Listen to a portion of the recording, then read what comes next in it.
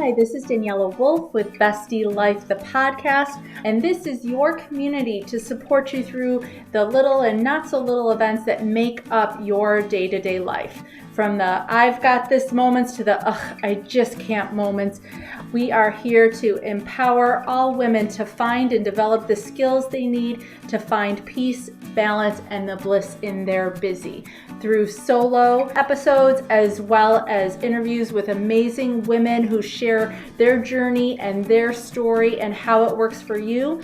I hope you find the inspirations to make you laugh, think, as well as maybe rethink what you thought you knew, and connect as we realize that we are all living similar ups and downs and don't have to do it alone. So excited for you to hear this episode, and thanks so much for joining me today.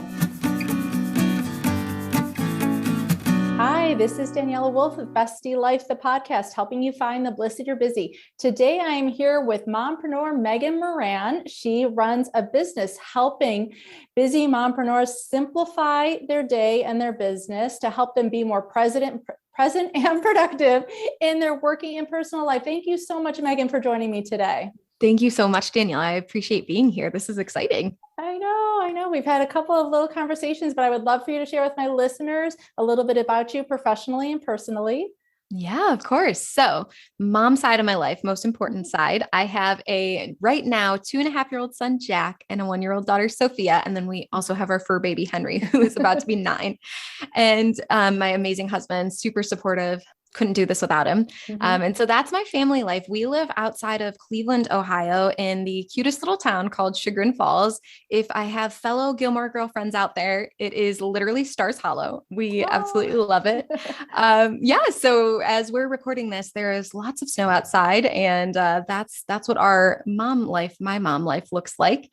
My entrepreneur side of my life, my business, is I have, like you mentioned, a business where I help mompreneurs simplify their businesses so they could be more present and productive. But specifically, that is a podcast and a mastermind. So really, I'm in the trenches working with other mompreneurs like me to help them simplify things, make it more easy, make it minimalist, I like to talk about, so that we can go on and live our lives as we want. And that can span, though, to more than just the mompreneur, but really at the core, I base it all on your mission. And so making sure we're making decisions with intention.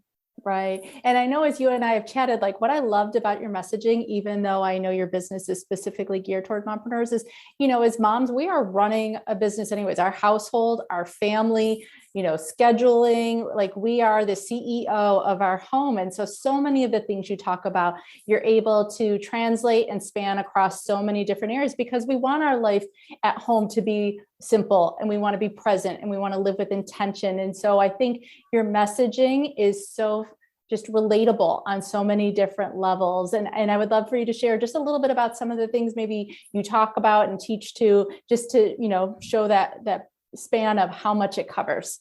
Yeah. First off, thank you for the kind words. I'm glad that all comes across because that is what I hope to bring. And it's making me think about the other day I was coaching in my mastermind, and what the conversation kept coming back to is your why, which I talk a lot about. And it's making, like I said, making those decisions based on intention and thinking about in anything that you're doing in your life, why am I doing this? And so another kind of connection I like to make between all of this is that it's like a lifestyle for me. Yes, I'm helping these mompreneurs with their businesses, but my previous business that I did for 10 years was as a personal stylist. And so this concept of simplifying, it's the same thing I would do in people's closets, helping them clean them out and figure out what to wear. And it's the same thing that I do in my home when I'm making decisions on, am I going to clean this? Am I going to steam mop today? Or am I going to spend more time with my kids? Or am I going to do this, that, and the other? And activities that we do in our household too, like if somebody's asking you, and with COVID, I think we've all leaned out of that a little bit, but if people are asking you to do stuff and at the end of the day, it doesn't match my vision, mission, whatever I'm doing for living my own personal life, then I go back to, again, why would I do that? Why am I doing that? And is that going to be a match? And when it's not, that's when you can simplify and declutter. And so, yeah, like you said, it really is more of this lifestyle. I might hone in on a specific subset there, but really simplifying can be your whole life and every decision that you're making.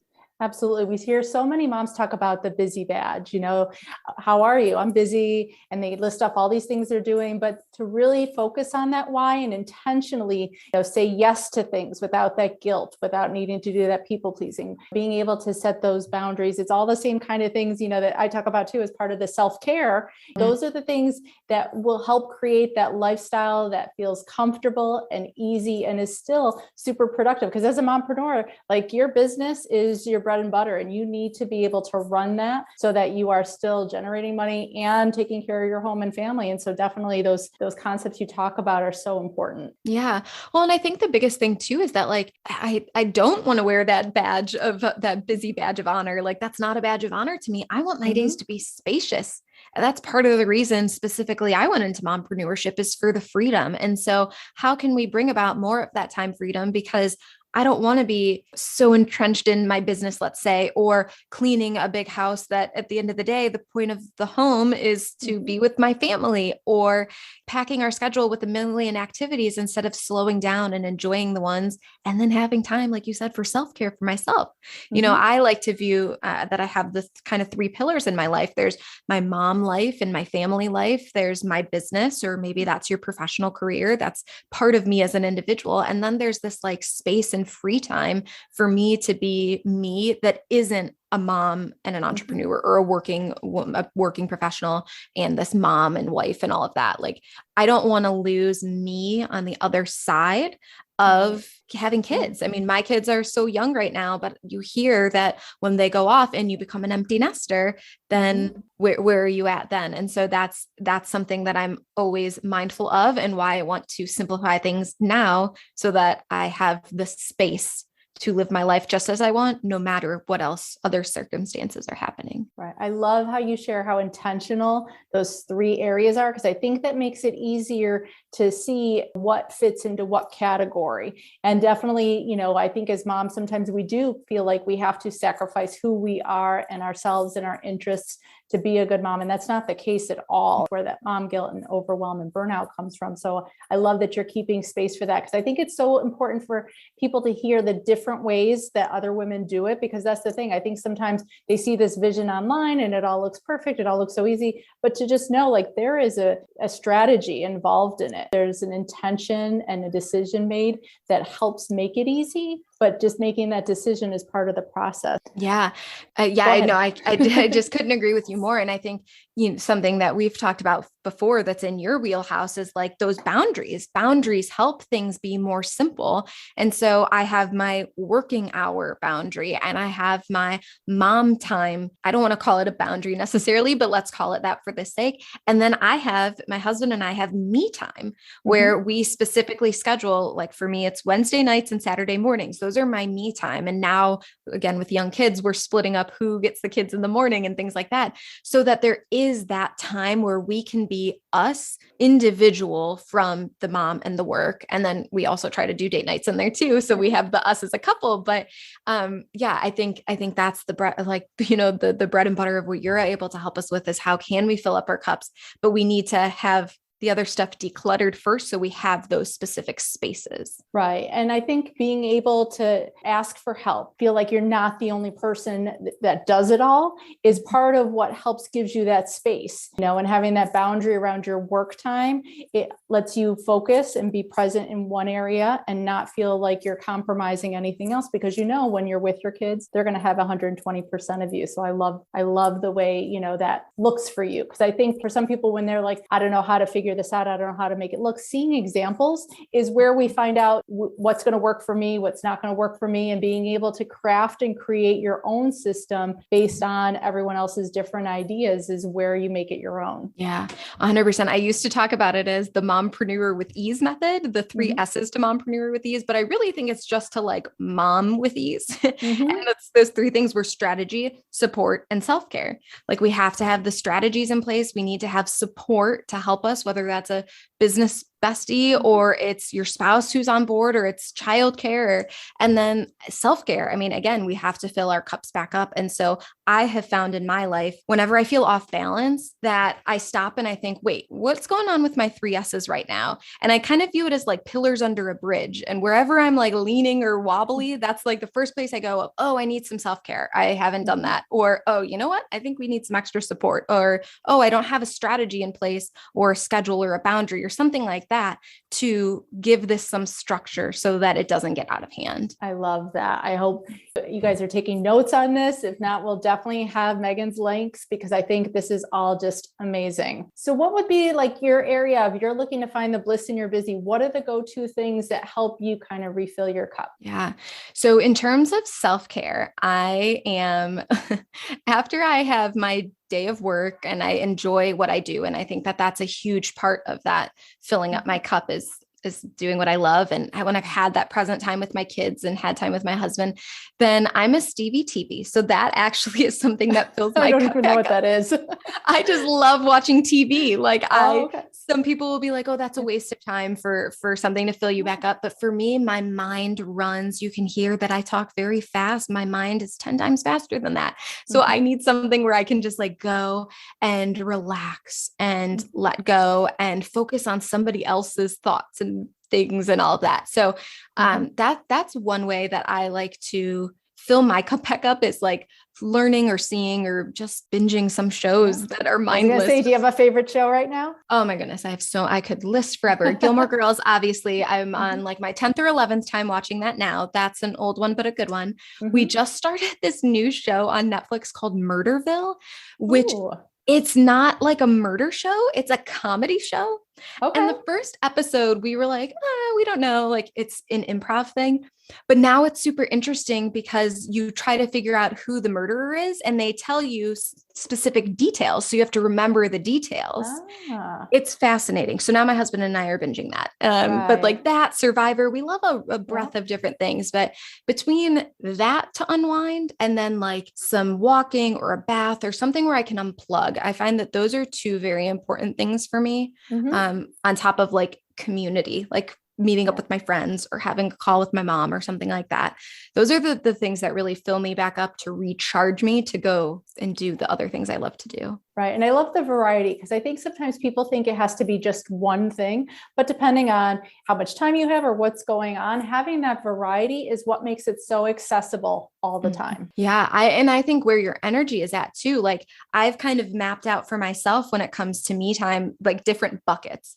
Like, do I have the energy to go for a walk or do something more active? Or do I need something where I just relax? Or do I need to unplug and like get away from devices? Or do I want to learn something and listen to a podcast or read? Like, yeah, I'm sure you can dive into that way deeper than I can, but that's just stuff that I've recognized for myself is that. And then trying, which I'm sure you help and can help us do so much. I was like trying something new. I tried a coloring book once and I found my perfectionist side. That was not good for me because I had to color coordinate everything. So it's also trying the things that help fuel you. Yeah. Just even trying new things and challenging your mind in a different way can have a lot of beneficial effects. So no, I love all those suggestions. What would be something that people think you have totally together, but you're like, not so much? Oh gosh, I feel like a lot of things.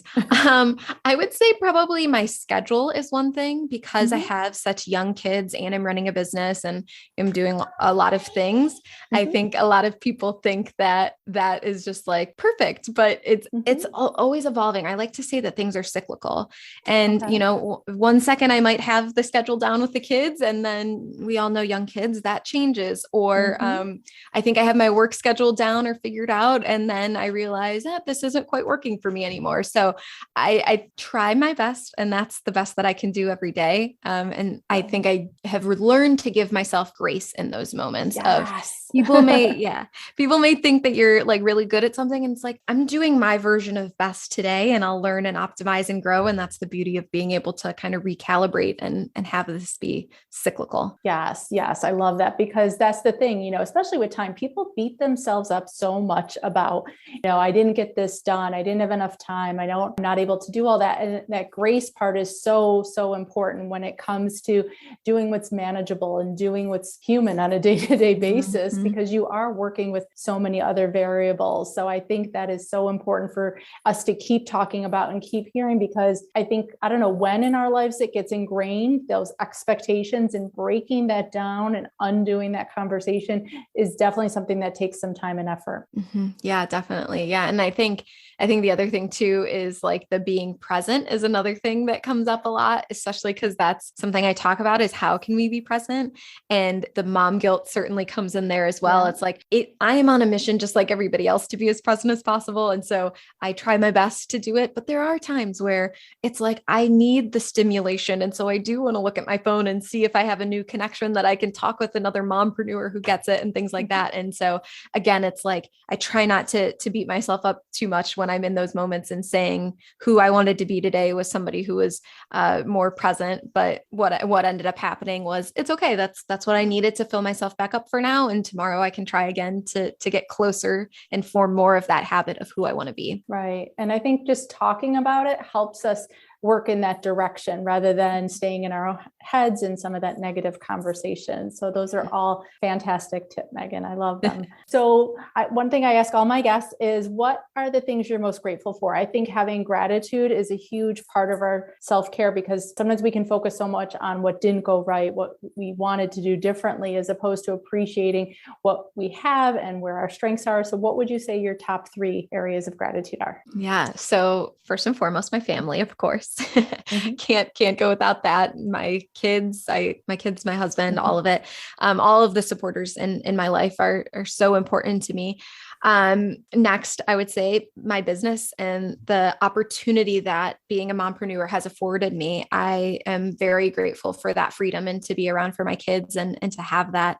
And so I'm very grateful for that. And then I think mindset and kind of awareness, I kind of wrap these all into one, and like abundance, which speaks a lot to gratitude, but just having the mindset of being willing to be curious and open, and growth is very much what I'm about. And I appreciate that, because it allows me to optimize or to learn new things, or to question the actions that I'm doing, and be able to make strides in a quicker way and reach the goals and things that I want to quicker, and then be grateful for those things that I just reached. So again, another cyclical kind of thing. Right.